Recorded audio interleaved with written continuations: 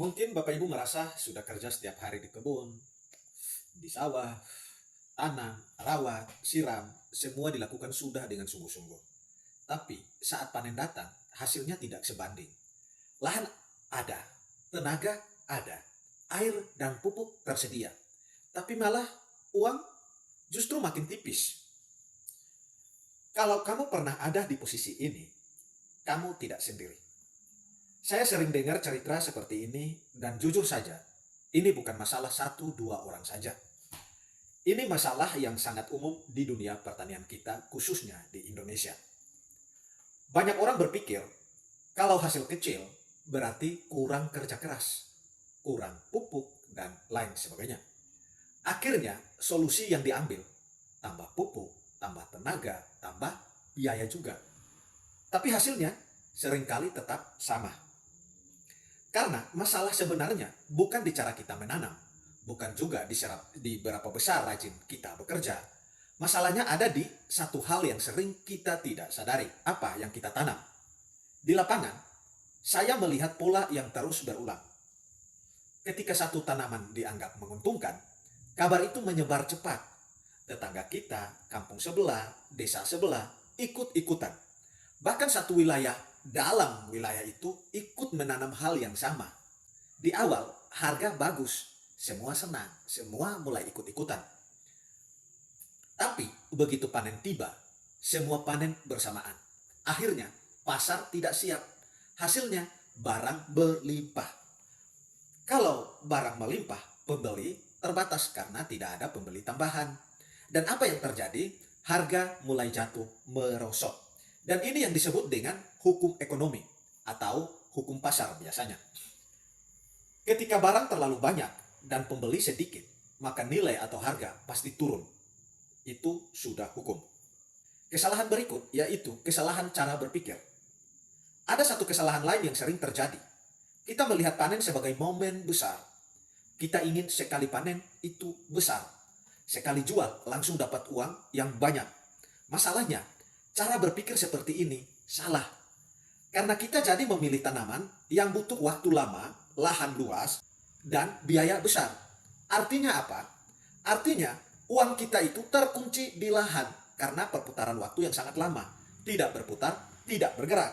Dan kalau ada masalah di tengah jalan, kita tidak punya cadangan. Kita sudah habiskan semua di tanaman tersebut. Padahal dalam usaha termasuk pertanian, yang paling penting bukan hanya untung besar, tapi arus kas yang sehat. Uang harus bergerak, masuk, keluar, masuk lagi, keluar lagi, bukan menunggu berbulan-bulan baru kembali. Yang berikut, pola tanaman yang menghasilkan. Sekarang kita masuk pada bagian utama atau bagian yang penting. Ada yang bilang, Pak, kalau tidak ikut-ikutan, lalu harus bagaimana? Dari pengamatan di pasar, baik pasar tradisional, pengepul, sampai di distributor, ada satu pola yang sangat jelas, yaitu jenis tanaman yang cepat panen. Ini dibutuhkan setiap hari, artinya pasarnya itu selalu optimal, pasarnya itu selalu tersedia, dan hampir tidak pernah sepi pembeli. Tanaman ini mungkin tidak viral dan tidak dilirik banyak orang, tidak terlihat keren, tidak sering dibahas di media sosial. Tapi justru disitulah uang bekerja dengan tenang.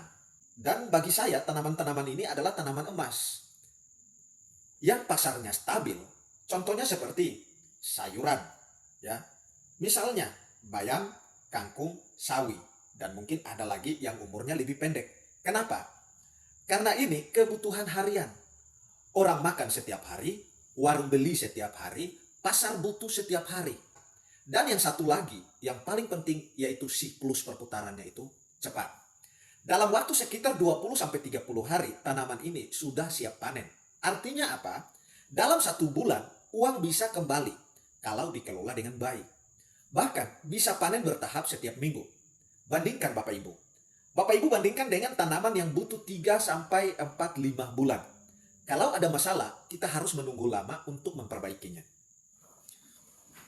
Yang berikut, strategi sederhana tapi kuat. Strategi yang mulai banyak dipakai petani, yaitu Bapak Ibu jangan hanya fokus pada satu tanaman, tapi Bapak Ibu harus kombinasi. Tanaman cepat panen untuk arus kas, tanaman menengah untuk stabilitas, tanaman jangka panjang untuk keuntungan besar. Kita menanam tanpa membaca pasar. Kita bergerak karena ikut-ikutan. Padahal pasar selalu berubah. Dan yang bisa membaca arah pasar, itulah yang paling bertahan. Bapak Ibu, banyak orang yang berkata, bertani itu tidak menguntungkan, dan itu realita. Padahal yang lebih tepat adalah strategi. Strategi yang belum tepat. Karena kalau komoditasnya benar, siklusnya tepat, dan arus kasnya dijaga, pertanian justru bisa jadi salah satu usaha yang paling stabil. Di video ini, kita baru bahas dasar pemikirannya. Di video berikut, saya akan bahas lebih detail tanaman apa saja yang layak ditanam, berapa potensi hasilnya, dan bagaimana cara mengaturnya supaya uang benar-benar berputar dan kas terus menebal. Sekarang, saya ingin dengar dari Bapak Ibu, tanaman apa yang selama ini Bapak Ibu tanam, dan apa kendala terbesarnya?